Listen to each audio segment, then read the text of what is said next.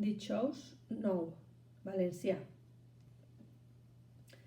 Lleig el text amb una puntuació, una entonació i un ritme adequats.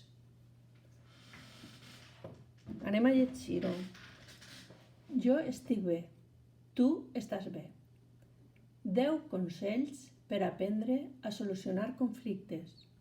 1.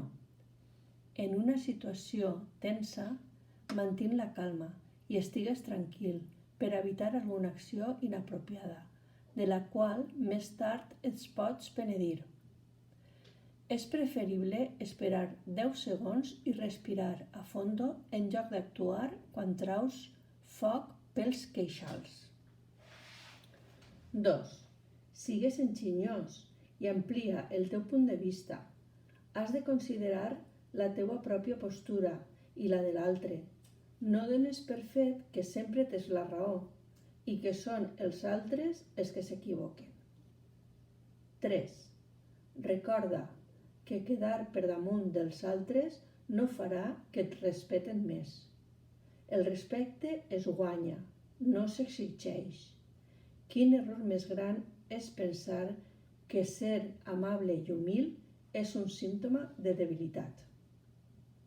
4. No tot pot anar rodat. Els conflictes són humans i darrere sempre hi ha una gran oportunitat: millorar la relació amb la persona o el grup en què es produeix la topada.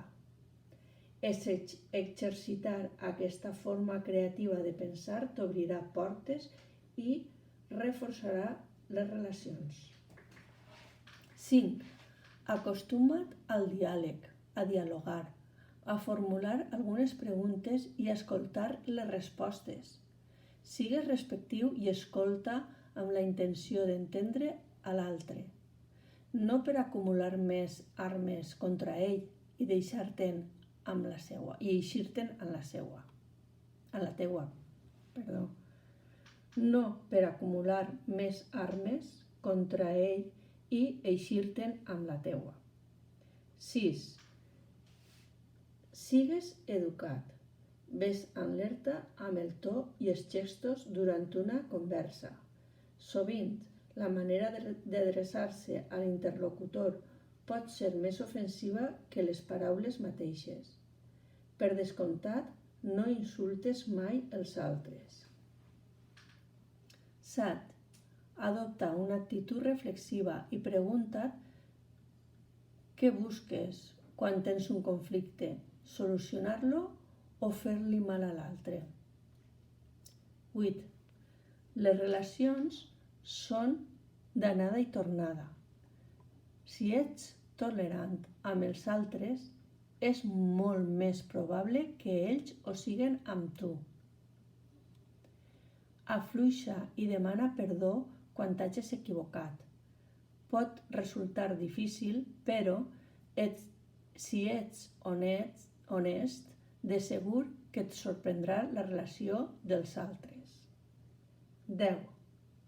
Convida a l'interlocutor a buscar solucions respectuoses en què es tinguin en compte les necessitats i les diferències de les dues parts implicades. Molt bé.